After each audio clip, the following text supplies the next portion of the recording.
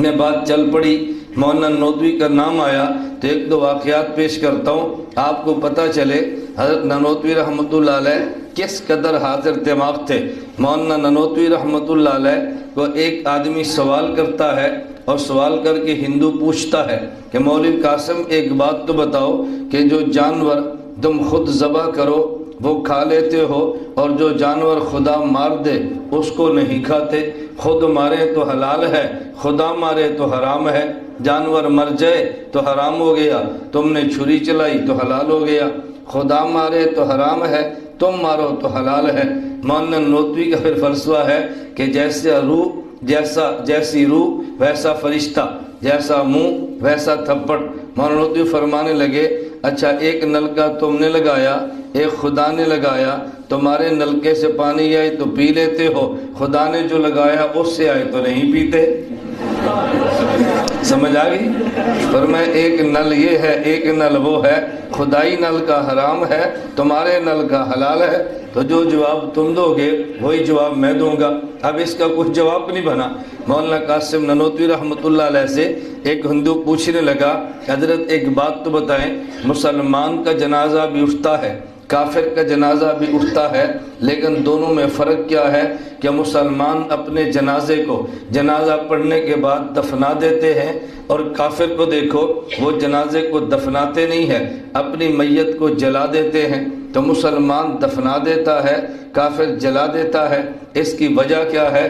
مولانا نانوتوی نے بہت پیارا جواب دیا، فرمایا اس لیے کہ مسلمان ایمان کی وجہ سے خزانہ ہے، کافر کفر کی وجہ سے کچرا ہے، کچرا جلایا جاتا ہے، خزانہ دفنایا جاتا ہے۔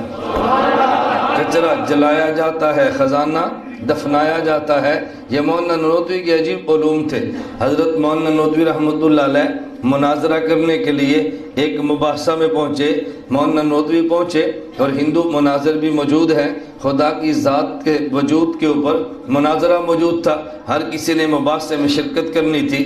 مولانا قاسم نانوتوی رحمۃ اللہ علیہ تشریف فرما تھے تو ہندو پنڈت آئے اور مولانا قاسم نانوتوی سے عرض کیا حضرت آپ صاحب علم ہیں، نیک آدمی ہیں، بزرگ ہیں، متقی ہیں، آپ گفتگو پہلے فرما لیں، ہم گفتگو بعد میں کر لیں گے۔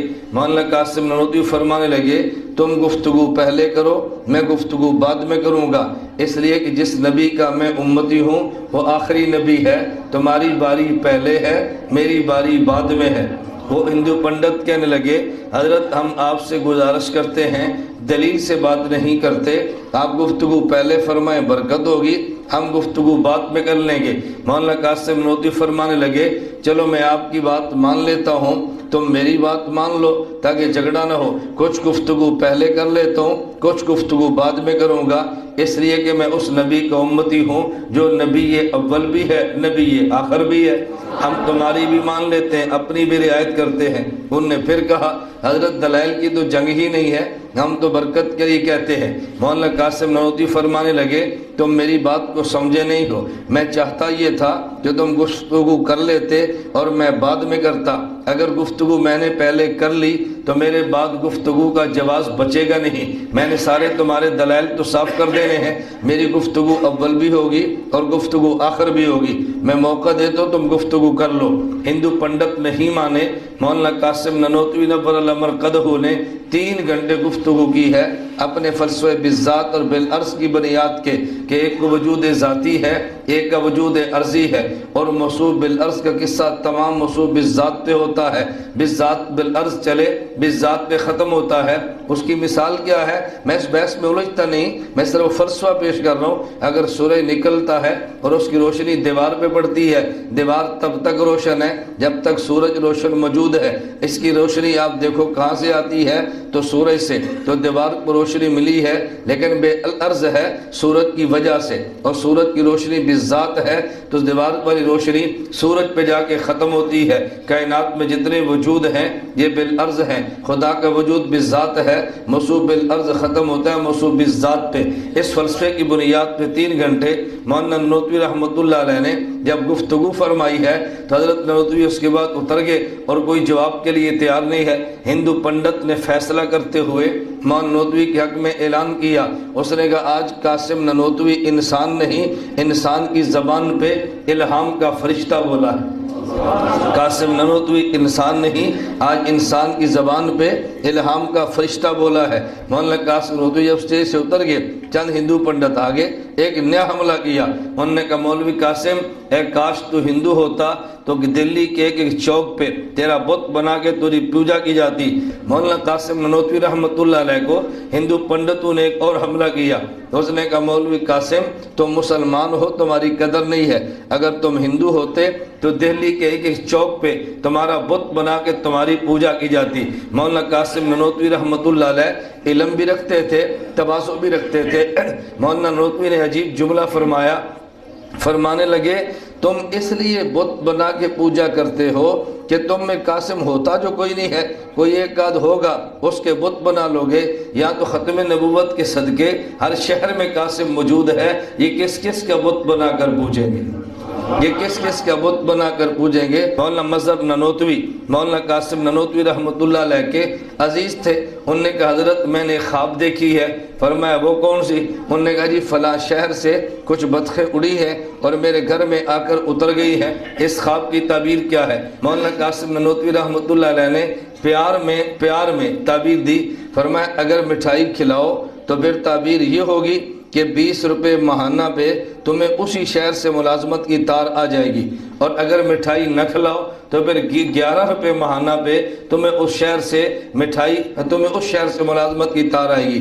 مٹھائی کھلاؤ تعبیر 20 روپے والی، نہ کھلاؤ تعبیر 11 روپے والی۔ مولانا نے فرمایا مٹھائی کھلاؤ تو 20 روپے ماہانہ، مٹھائی نہ کھلاؤ تو 11 روپے ماہانہ کی ملازمت۔ انہوں نے کہا جی میں مٹھائی کھلا دوں گا، آپ یہ بتائیں کہ مجھے 20 روپے والی تعبیر دیں۔ فرمایا اس شہر سے تمہیں خط آئے گا، اس زبان میں تار کہتے تھے، خط آئے گا اور تمہیں 20 روپے ماہانہ کی ملازمت ملے گی۔ 2-4 روز گزرے، خط آ گیا، ان نے درخواست دی تھی ملازمت کے لیے، اس کا جواب آیا کہ 20 روپے ماہانہ پہ تمہیں حکومت نے ملازم رکھ لیا ہے، تم آ کر اپنی نوکری پہ آ جاؤ، ملازمت پہ آؤ۔ تو حضرت نانوتوی رحمۃ اللہ علیہ سے مولانا نانوتوی نے پوچھا حضرت جو میں نے خواب دیکھی، جو آپ نے تعبیر بتائی وہ تو بالکل بچا ہے، لیکن مجھے سمجھ نہیں آئی یہ تعبیر آپ نے کیسی دی ہے؟ فرمایا کہ بطخ کو بطن عربی زبان میں کہتے ہیں اور فارسی میں بط کہتے ہیں۔ بطخ کو عربی زبان میں بطن، با اور تا مشدد، اس میں 2 تا ہیں، 2 توئیں ہیں، اور اگر تم فارسی میں کہو تو بط ایک با ہے اور ایک توئیں ہے نا، تا ایک ہے، اور ابجد کے اعتبار سے با کے عدد 2 آتے ہیں اور تا کے عدد 9 آتے ہیں۔ رسول اللہ صلی اللہ علیہ وسلم نے فرمایا کہ تعبیر دینے والے معبر کی تعبیر کے مطابق خواب آتی ہے، خواب کی تعبیر آسمان و زمین کے درمیان معلق اور لٹکی ہوتی ہے، جیسا معبر تعبیر دے گا ویسی اس کی خواب صادق آئے گی۔ تو اگر میرے اوپر تھا، میں فارسی والی بت کہوں تو اس میں 1 با اور 2 تا ہے، تو با کا عدد 9 ہے اور با کا عدد 2 ہے اور تا کا 9 ہے، اور 9 اور 2 11 بنتے ہیں۔ اگر عربی والا ہوتا تو با 1 اور تا 2 ہے، 9 اور 2 11، 11 اور 9 20 بنتے ہیں۔ تو میری مرضی ہے میں فارسی والی بطخ لوں، میری مرضی ہے میں عربی والی لوں۔ تم مٹھائی نہ کھلاتے، ہم فارسی والی بطخ تعبیر میں دیتے، تم نے مٹھائی کا وعدہ کیا، ہم نے عربی والی بطخ تعبیر میں دے دی ہے۔ یہ مولانا قاسم نانوتوی کے علوم ہیں۔ اپنے اکابر کے نقش قدم پہ اللہ میں چلنے کی توفیق عطا فرمائے۔